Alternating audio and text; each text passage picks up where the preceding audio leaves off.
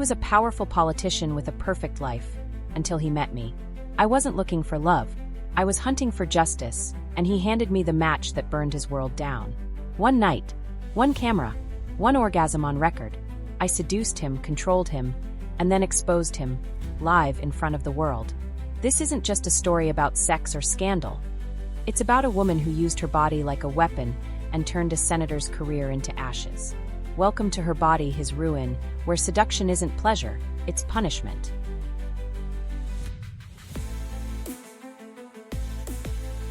Welcome to the Skillful Art of Manipulation podcast. If you haven't already, please consider following us on your favorite podcast platform. Today we present to you Her Body, His Ruin. Let's dive into this thrilling narrative together. Chapter 1, The Setup. He thought I was a fantasy. He was right, until I became his nightmare. The dress I chose wasn't just an outfit, it was armor. Black velvet, off-shoulder, slitted up to the hip like a whisper of sin. It hugged every inch of my body like it had been sewn on by the devil himself. I didn't walk into that gala hoping to blend in. I walked in to be seen, to be devoured, to be remembered. My heels clicked against the marble floors, echoing louder than they should have. The kind of echo that draws attention. Every step was deliberate, poised, balanced between grace and danger. I could feel the eyes, the lingering stares. Men mostly. Women too, but theirs were sharper, measuring, judging. I didn't give a fuck. The truth is, people like me don't get invited to events like these. At least not by name. I wasn't on the guest list. But I was expected. Not officially, not consciously, but deep down, every man in that room had carved out a corner of his fantasy for a woman like me. I just gave her a name, a body, a purpose. The gala was everything I hated about politics. Elegant, hollow, pretentious.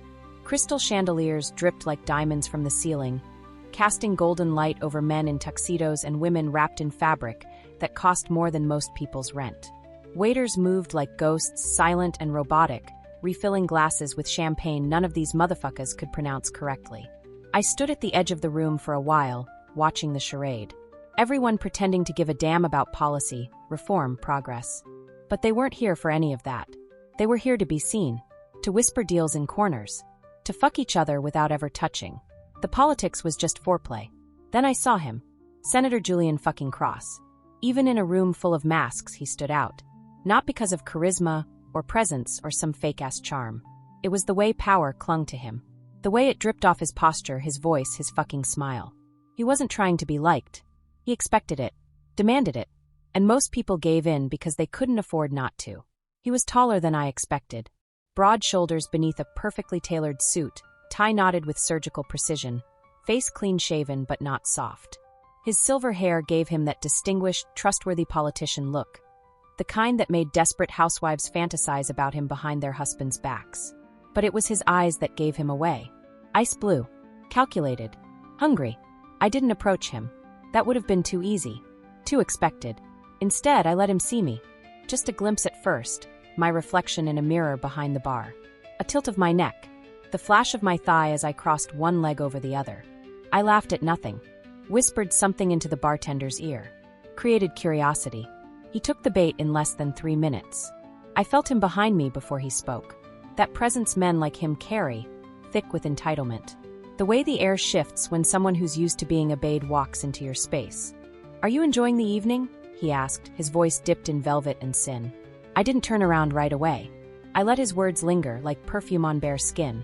Then I turned, slowly, letting my eyes climb up from his chest to his mouth to those icy eyes. "Not yet," I said, my voice soft, almost bored. "But the night is still young." He smiled, not with amusement but curiosity. I could tell I didn't fit into any box he knew how to label. And that irritated him. Men like Julian don't like puzzles they can't solve in under 5 minutes. That's where the fun begins. "I'm Julian," he offered, extending a hand. I looked at it but didn't take it. Instead, I leaned in, just slightly, lips parted, breath warm. "I know who you are." I watched the flicker in his eyes. Intrigue, slight caution, then confidence reasserting itself. Of course I knew who he was. Every damn person in that ballroom did. Senator Julian Cross, family values, Christian morals, conservative gold star politician with just enough liberal smirking charm to appeal across the aisle. But I wasn't one of his followers.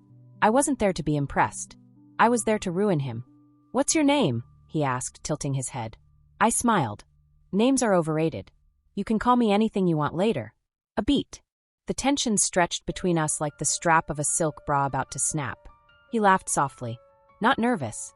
Not predatory. Just entertained. He thought he was the one in control. That's how I knew I was already winning. We talked. Or rather, he talked. About policy. Education reform. Real change. I nodded, asked the right questions, laughed at the right moments. He couldn't shut up. Men like him fall in love with their own voices. I touched his arm once. Just once. A light graze as I laughed at one of his bullshit jokes. His pupils dilated. His hand brushed the back of mine, like he couldn't help it, like his body was already betraying his image. And across the room, his wife stood like a goddamn porcelain statue. Perfect hair. Diamond necklace. Expression so frozen it might have been painted on. She didn't look at him. She didn't need to. That's what makes these marriages last, willful blindness. Eventually, he leaned in closer. "Are you here with someone?" he asked, voice lower now. Intimate. Like a secret. I let the silence linger before I responded. "Not someone that matters." That was it. The crack in the foundation. By the time the event ended, he'd brushed his fingers down my spine under the guise of escorting me to the valet. I didn't flinch. I didn't lean in. I just smiled like I knew everything he was going to do before he did it. As I turned to leave, he pressed a card into my palm. Black. Unmarked. Just a number. "You should call," he said, barely above a whisper. I leaned in, lips near his ear. "Only if you want trouble." And then I walked away. I didn't call. Of course not. I texted. "You don't want me in your office. You want me on your lap." 3 minutes. That's how long it took for him to respond. Men in power are impatient. They're used to getting what they want now. His reply was simple. An address. Downtown. Condo. Discreet. No name. No words. Just coordinates to his undoing. I put on red lipstick, packed the tiny audio device in my clutch, and made sure the hidden camera in my necklace was charged. This wasn't just going to be a scandal. This was going to be a fucking masterpiece. Because while he thought he was setting up a rendezvous with a beautiful stranger, what he was really doing was handing me the keys to his own destruction. Chapter 2, The Bait. I showed up late on purpose. That's the kind of shit men like Julian can't handle. The waiting, the not knowing, the unraveling of control in real time. It's not about time, it's about power. Every minute I made him wait was a minute I pulled the strings tighter. His condo was perched in the sky like a secret the city wasn't supposed to know about. A top-floor penthouse overlooking the lights of a place he pretended to care about, low-income housing down below, flashing red lights of ambulances he cut funding for, streets filled with people whose lives he stepped on to climb the ladder. I wore a coat over the dress, long black and sleek like a blade. The elevator had no buttons, just a keycard panel. Security that screamed, "I have something to hide." The concierge gave me a knowing look when I stepped inside. I could have destroyed him too, just with a smile. But I didn't come for scraps.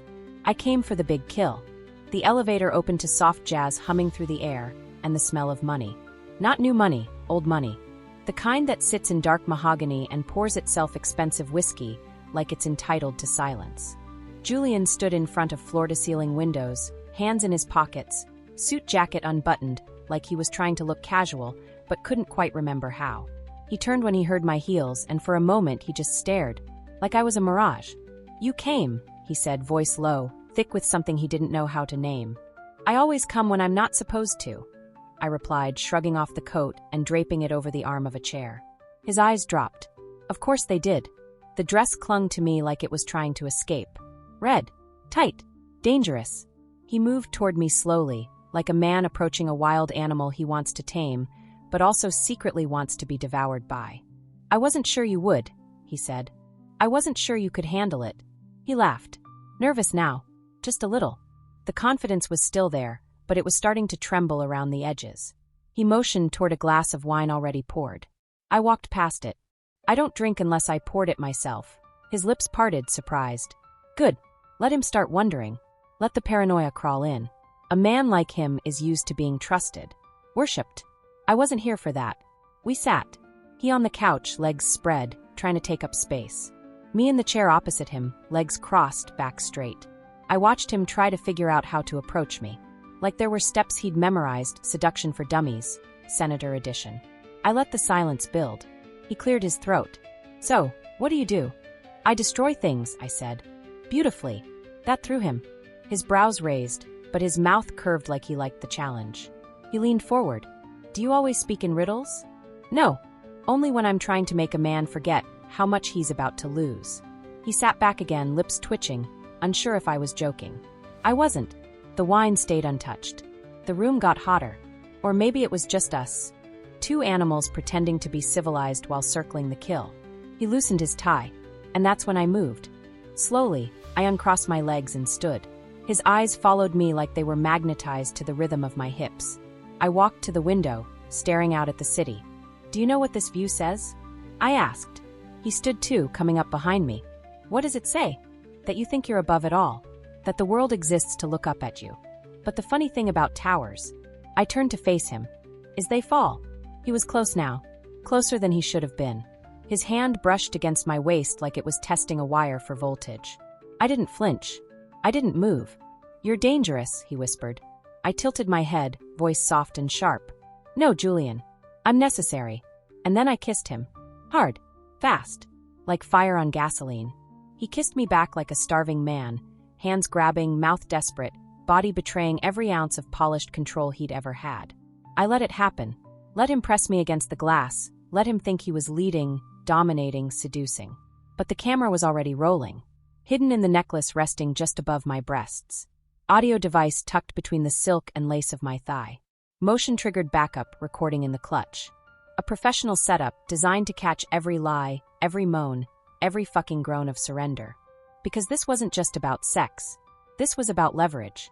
He picked me up like a man who needed to prove something and carried me to the bedroom. The lights stayed on. His phone buzzed once. He ignored it. His wife probably wondering where he was. His assistant, maybe. None of it mattered now. The clothes came off fast, messy, frantic. He was beautiful in a way. Not physically, but in the way a crumbling empire looks beautiful seconds before it collapses. I let him kiss me, touch me, worship me like I was his salvation. And right before he slid inside me, I whispered into his ear.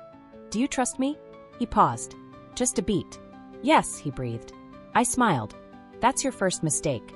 We moved like a storm, loud, wet, consuming. His body writhed with the tension of a man used to being in control, but secretly aching to lose it. He said my name like a prayer he didn't know the meaning of. And when he came, it was with a gasp of my name and a promise he didn't realize he'd made. The camera caught it all. Every second. Every grunt. Every fucked up sound of pleasure wrapped in political ruin. When it was over, he lay back, chest heaving, sweat clinging to his skin like guilt. I rose from the bed slowly, slipped back into my dress.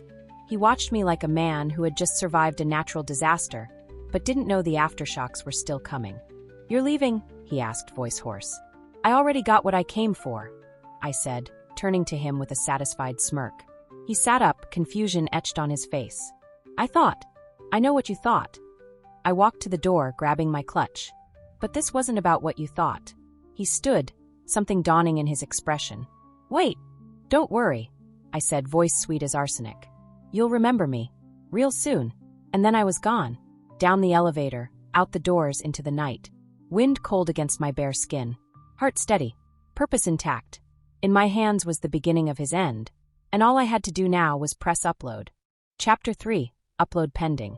I didn't rush home. That would have made it feel like guilt. Instead, I walked 3 extra blocks through the biting night air, heels striking pavement like war drums. My skin still tingled with the heat of his touch, but it wasn't lust lingering on my body.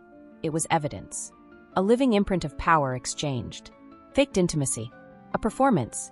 I'd fucked him like a woman who worshipped his existence, and he'd come like a man whose sins had just been forgiven.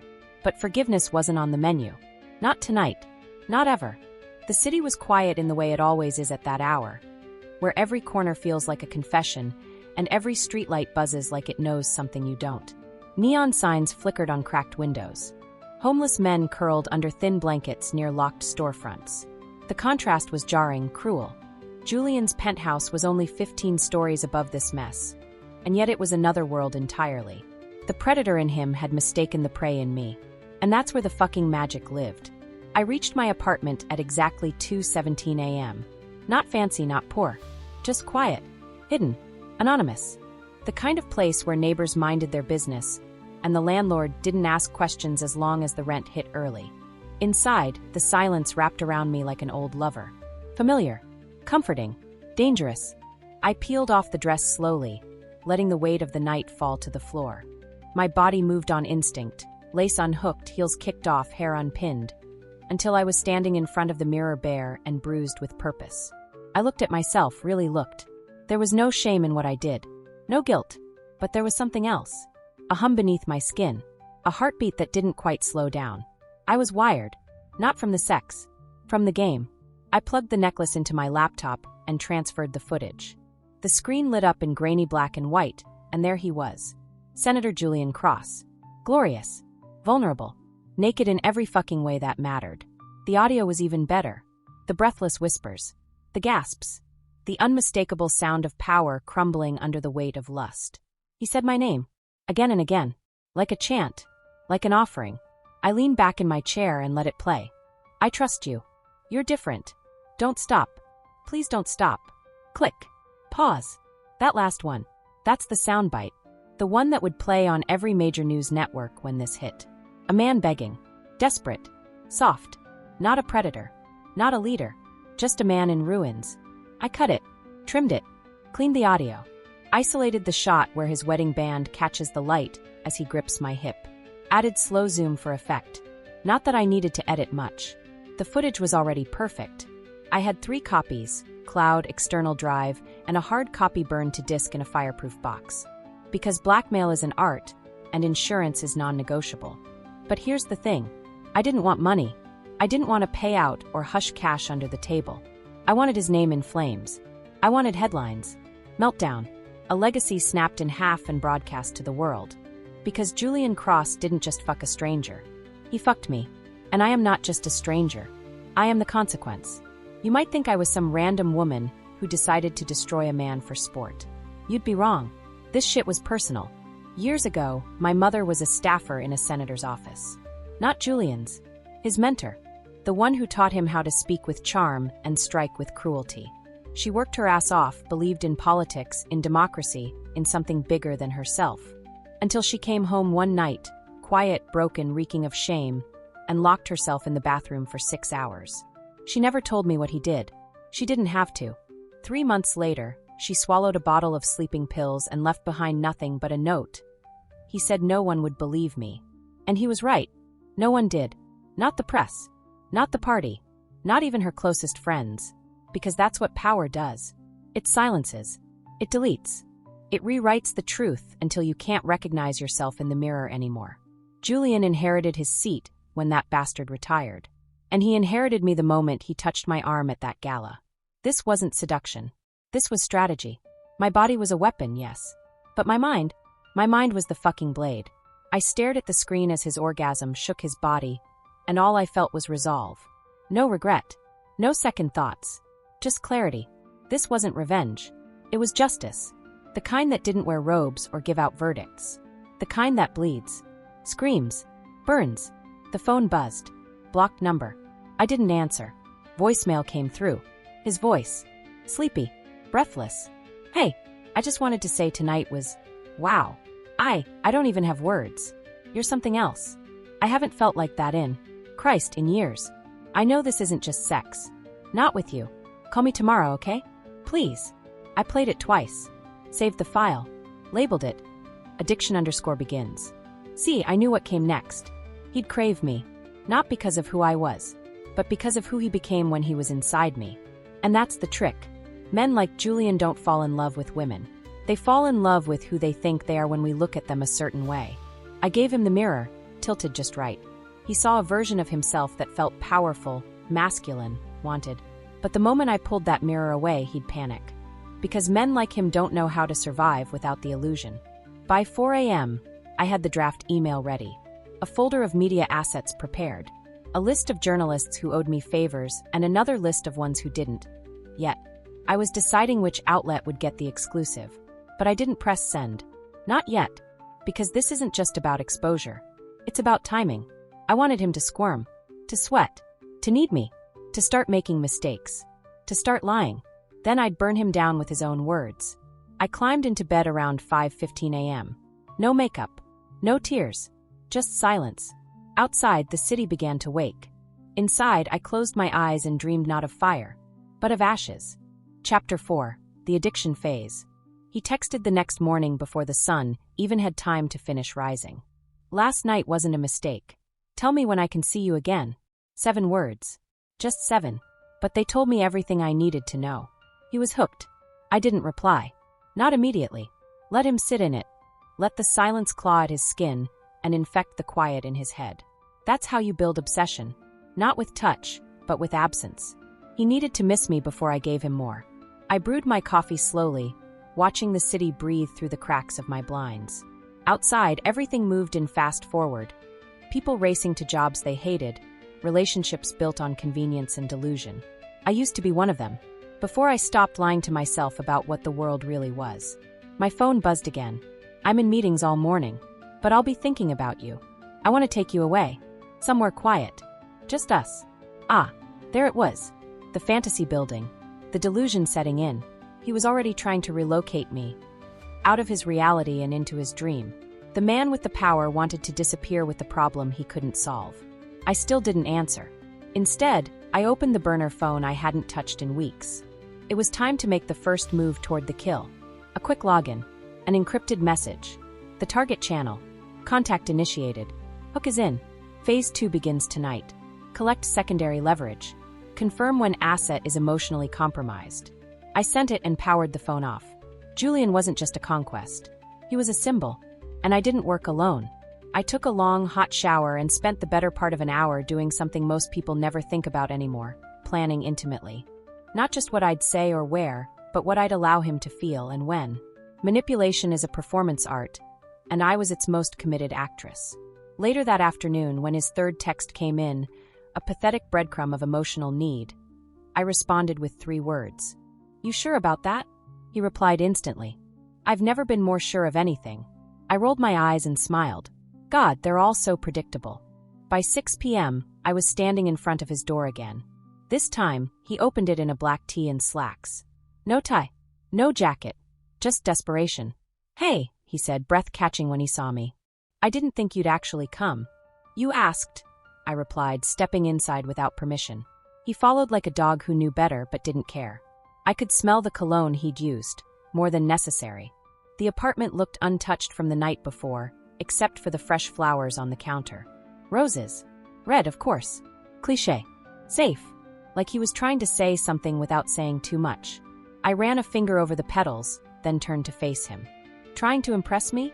Trying to apologize for sounding too eager. You were hard before I even took my coat off yesterday. He flushed. I watched it bloom in his cheeks, embarrassment and arousal tangled together like vines. I stepped toward him, slow and measured. Do you want to fuck me again, Julian? He swallowed hard. Yes. I walked past him, letting my voice trail behind like smoke. Then sit down and listen first. He blinked, confused. You want to talk? No. You want to talk. I want you to listen. He obeyed. That's how far gone he already was. A man who commands rooms and writes laws was sitting on his own couch, like a student waiting for instruction. I didn't sit next to him. I stood. I'm not here to play girlfriend, I said. I'm not here to entertain your midlife fantasy. I'm not like the interns you probably flirt with in elevators. And I'm sure as hell not someone you get to control. I don't want to control you, he said quickly, defensive. I don't know what this is, but I can't stop thinking about you. That's not romance, Julian. That's obsession. An obsession? It comes with a price. He went quiet, stared up at me like he was both terrified and turned on. I'm not asking you for anything, I continued. Not yet. But if you want this to continue, you have to understand something very clearly. He waited. I own you now. Not in the way that shows up on paper or contracts, but in the way that matters most. In your chest. Your gut. Your fucking dick. You think about me when you speak in press conferences. You think about me when your wife kisses your cheek. You touch yourself in the shower and picture my mouth. He looked down, ashamed. Say it, I demanded. He hesitated. Then softly. Yes, I do. Good, I said, finally sitting beside him. Then let's get honest. I took his hand. He looked at me like he was drowning in confusion and lust, and something he didn't have words for. Have you ever told anyone you loved that you don't love them anymore? He shook his head. Ever looked your wife in the face and said, "You don't move me anymore"? No. Have you ever meant it? He closed his eyes, jaw tight, then nodded. And just like that, I watched the cracks spread wider. Men think breaking them takes force. But it doesn't. Just permission. One breath of honesty, and the whole illusion collapses. I kissed him again, but slower this time. Tender. Almost gentle. And he whimpered into my mouth like he was the one being seduced now. We moved to the bedroom without a word. I let him take off my dress, piece by piece, like he was unwrapping a secret. But I didn't lose focus. Not even for a second. Because while he was inside me again, gripping my hips like he needed me to exist, I was watching the reflection in the mirror behind his headboard. I saw the exact moment he whispered my name like a vow. And I knew I had him. Afterward, as he lay beside me, his hand resting on my thigh like a claim, he whispered, "I don't want to lose this. I don't want to lose you." I rolled over to face him, brushing hair from his face with fingers softer than the truth. "You won't," I said sweetly. "Not if you give me what I need." "What do you need?" he asked. I smiled and kissed his forehead. "I'll let you know when the time's right." Back in my apartment later that night, I opened the second folder on my laptop. The new footage was crystal clear. Higher resolution, better angles, cleaner audio. But more importantly, it was emotional. He looked at me like I was the only thing real in his world. And that, more than any sex tape, was the real weapon. Because once emotion gets involved, that's when they beg. That's when they bleed. And I was just getting started. Chapter 5, Cracks in the Crown. I didn't need to be in the room to know he was unraveling. You can always tell when a man with power starts slipping. The signs are subtle at first: missed calls, late meetings, inconsistent interviews. But then it all begins to snowball. The words get slower, the lies get sloppier, the shadows grow teeth. And that's when you know you've burrowed beneath their skin and started rewriting the script in their heads. Julian was slipping faster than I expected. By Wednesday, 3 days after our second night together, he called me 6 times. Left 4 voicemails, each one a little more panicked than the last. I didn't answer. I didn't respond. He texted me a photo of the view from his hotel suite. Said he was in town for a conference, but all he could think about was me. "I want you here. I can't sleep. I can't focus. Please." I didn't reply. Because this was the part where desire starts to turn into desperation. Where he starts drowning in the silence and clawing at the edges of his composure like a man trapped under glass. Men like Julian don't know how to wait. Their whole lives have been a series of people bending to their time, their rules, their schedule. So when they're ignored, they rot. I was halfway through a book I didn't care about, and sipping wine I didn't need when his name lit up my phone again. I watched it ring, watched it stop, and then it started again. I answered on the 7th ring. "Hello." Silence. Then his breath. "You answered." I had time. His voice cracked on the other end. Not loud, not pathetic, just worn down, like he'd been pacing holes into hotel carpet, rehearsing this moment in his head. I thought I fucked everything up. "No, Julian," I said softly. "You just got a little ahead of yourself. I need to see you. I'm sure you do. Tonight." "No. Why not?" I paused. Let the silence drag just long enough to make him nervous. Then I spoke slowly. "Because tonight I want you to sit in it." "In what?" "In the truth. In what this is. In who you've become since you met me." He exhaled, long and shaky. "I don't recognize myself anymore." Good. That was the point. He didn't know that I'd already booked the room next to his at the hotel. Had a direct line of sight. Through a vent, I paid a janitor $500 to crack open just enough. I'd watched him for an hour earlier, staring at his phone, scrolling through our texts, rewinding the video of our night together. Yes, the video. I had sent it to him, privately encrypted, with a note. "Your truth in motion. Don't worry, I'm the only one who has it." For now. I knew what that would do. I knew it would rip him open, give him a thrill, then plant the seed of terror. The idea that something so intimate, so career-ending, could exist outside his control? That was the poison. It would infect every thought until he couldn't tell if the thing he wanted most was the same thing that would destroy him. He begged me to come, said he needed to see me, just to talk, just to hold me. And eventually I gave him what he wanted. At exactly 1:03 a.m., I walked into the lobby wearing a silk trench coat and nothing underneath, but a black lace bodysuit and confidence forged in fire. The concierge looked up and smiled nervously. Men like him could sense it too, that I didn't belong to anyone, that I wasn't following anyone's rules. Room 1912. I knocked once. He opened the door like he'd been standing there for hours. And maybe he had. His eyes drank me in, hungry, wounded, relieved. His shirt was unbuttoned, and his tie hung limp around his neck. There were 2 glasses of untouched scotch on the table, and a playlist of jazz playing so low it was almost a heartbeat. "You came," he whispered. "I always do." We didn't speak for the first few minutes. He just sat on the edge of the bed, hands in his lap, staring at the carpet like a man in confession. "I've never felt this out of control before," he said finally. "It's like I'm not even me anymore. That's because the version of you that existed before me was a fucking lie," I said, crossing my legs slowly. "You've been pretending for so long, you thought the mask was your face." He looked up at me, eyes glassy. "And you're the real thing?" "No," I said softly. "I'm the mirror." His breath caught. "What do you want from me?" he asked. I stood, walked to him, and leaned in close enough to feel his pulse pounding in his throat. "I want you to need me so badly that you forget your wife's name," I whispered. "I want you to lie to your team, cancel meetings, leave bills unsigned, miss votes. I want the world to watch you unravel. And when they ask why, I want the answer to be my name." He swallowed hard. "You already have that. Then give me more. What else is there?" "Access," I said. "Give me your personal phone. Give me your laptop. Let me into your world." He hesitated. Just a flicker. That's how you know you're touching something sacred. The pause. Then, he reached over, grabbed his phone, and handed it to me. Passcode already unlocked. Laptop's in the case. Passwords Larkspur 91. It's my mother's favorite flower. I kissed his cheek. "You're doing great, Julian." He didn't know this, but I'd already cloned his phone 3 days ago. The laptop was just a bonus. A courtesy. I needed the performance more than the data. It's important they think they're choosing to surrender. I spent the rest of the night with him. Not for pleasure. For power. Every time he moaned my name, it stitched another thread into the noose. Every time he held me like I was salvation, I whispered things into his ear I knew would haunt him in daylight. By dawn, he was asleep, tangled in sheets and lies. And I was at the edge of the bed, scrolling through his email drafts, downloading attachments, forwarding select messages to an encrypted folder labeled Final Strike. I found one message addressed to his wife. Unsent. Subject: "We need to talk." Body: "There's something I have to tell you. I didn't plan for this.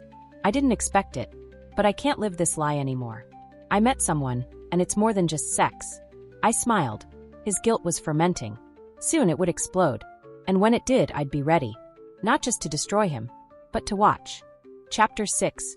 A Controlled Collapse. Power doesn't scream when it dies. It whimpers. It gasps. It drowns quietly, beneath the surface, while everyone else is still applauding the illusion. Julian was drowning, and no one could hear him. The headlines hadn't dropped, yet. The videos were still locked in their little digital cages, guarded by passwords and firewalls, and a will stronger than vengeance. I didn't need to press play to destroy him. Not yet. No, I was watching something far more delicious unfold. He was doing it to himself. The man who once gave speeches about moral clarity now flinched at his own reflection. The man who once controlled entire voting blocks couldn't keep his hands from shaking when I whispered, "You belong to me now." And he did. Every part of him, his thoughts, his breath, his guilt, revolved around me. I didn't have to chase him. He came to me like a fucking offering. Raw, wrecked, addicted. My silence was enough to break him in half. But I didn't stay silent forever. Because the best way to finish a hunt is to let the prey believe they've escaped. Monday, 7:46 a.m. I sent the photo. Just one. Me in his office chair. Wearing nothing but his tie. Legs crossed. Smiling like I knew his schedule better than he did. No caption. No location tag. Just the image. It took him 11 minutes to respond. "Where are you? Jesus. Did you go to the office? What are you doing? That chair still smells like you." I replied, "You can't be there. If anyone saw." "No one saw." "Are you sure? Are you nervous?" "I'm terrified." I could practically hear his breath stuttering through the text. His panic wasn't even masked anymore. He was unraveling in real time. And I hadn't even pressed record. Not on that day. But I had pressed something. I'd placed a wireless mic under the armrest. A pen recorder in the drawer. I'd left behind nothing but whispers and data. No trace but evidence. Because Julian's office wasn't just where he worked. It was where he lied. I found memos about campaign funding. Contracts with names scratched out. Donations that smelled like favors disguised as philanthropy. And emails, so many emails, between him and people he publicly condemned. He wasn't just a cheater. He was a fucking hypocrite. I watched him give a press conference that afternoon. He stood behind a podium, suit immaculate, voice strong, jaw set like granite, talking about family values, about the erosion of moral decency in modern America. I watched from bed naked, one leg draped lazily over the sheets, sipping iced tea. "You have no idea what's coming," I whispered to the screen. He looked straight into the camera at that moment. And for a second, just a second, his eyes flickered. Like maybe he felt me. Watching. Breathing. Waiting. That night, I didn't go to him. He came to me. Unannounced. Wild-eyed. Shirt wrinkled. Tie missing. Hair disheveled like he'd run his hands through it 20 times on the drive over. I opened the door and leaned against the frame. "You look like shit," I said. He laughed, bitter, broken. "I think I'm losing my fucking mind." "You are." He pushed past me, pacing my living room like a man pacing a cell. "I can't sleep. I keep thinking someone knows. I look at my wife and all I see is guilt. I get these flashes like people are watching me. Do you have any idea what that's like?" I sat on the arm of the couch, one eyebrow raised. "Yes, actually, I do." He stopped. Stared. "What is this?" he asked, voice quiet.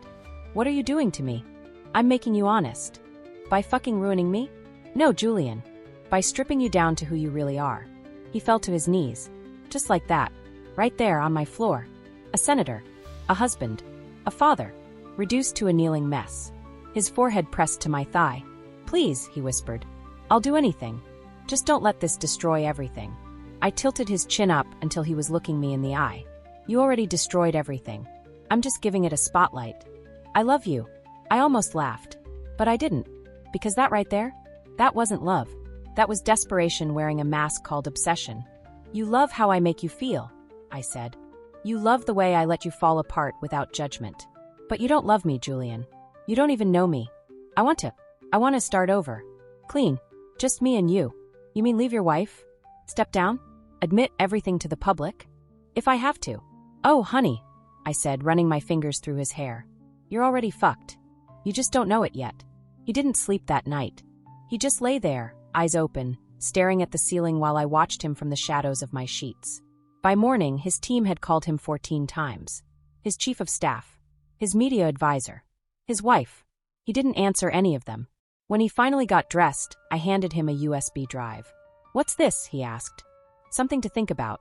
He stared at it, then at me. "You trust me with this?" I smiled. "No, baby. I trust me with it. I trust that if you try to run or lie or backpedal, I'll hit send. And the world will watch the real you come out on camera." He didn't speak, just nodded, and walked out like a condemned man who hadn't yet realized the execution was going to be public. That afternoon, I sat at a cafe just 2 blocks from the Capitol building. Laptop open, burner phone charged, earbuds in, a list of journalists highlighted in red, and the video, cleaned, clipped, edited for maximum impact, loaded into a private file titled, "The Fall of Julian Cross." I hovered over the send button, paused, breathed. This wasn't just revenge anymore. This was justice. This was the ghost of my mother finally screaming through me. And yet, I didn't press it. Not yet. Because the best part of the game is the moment right before checkmate. When they still think they have one more move. And you just sit there, smiling. Chapter 7, The Detonation. You ever watch a man break in real time? Not scream, not cry, but break, slowly, silently from the inside out. Like the spine of a book snapping under pressure it was never designed to carry. I watched it. I orchestrated it.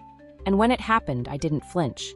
Because by the time Julian Cross realized his crown was made of paper and lies, the match was already lit, and the flames were licking at his ankles.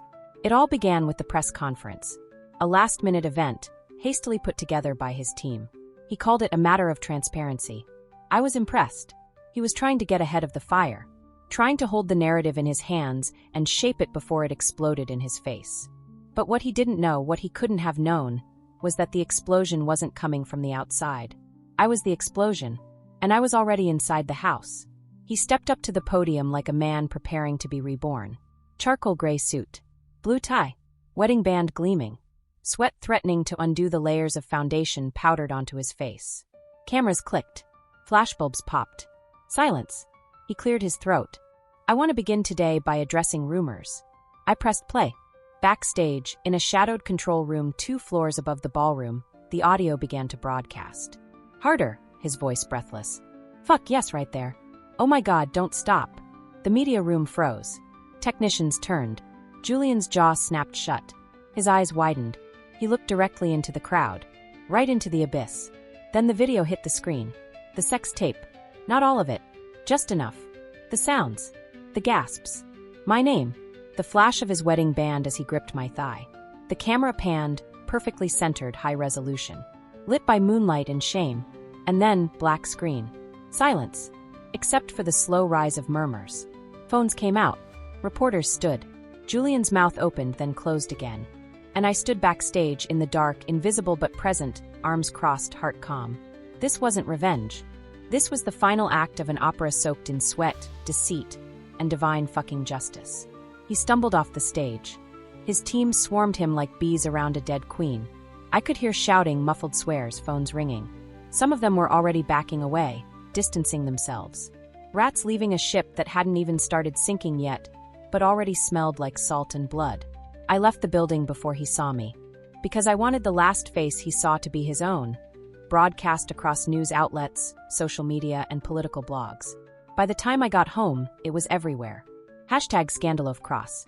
#PoliticsAnPassy. #Thiefall. Twitter was eating him alive. Reddit threads were dissecting the audio. Instagram had freeze frames of his face the moment the screen behind him lit up with his own humiliation. The media didn't have to do much. The story wrote itself.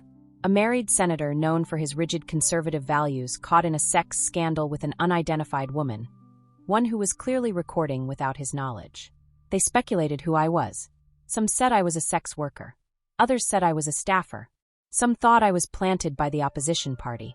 One theory claimed I was a foreign agent sent to dismantle American democracy, one fuck at a time. I didn't correct them. Let them guess. Let them wonder. That was the beauty of it. I was the ghost in the machine.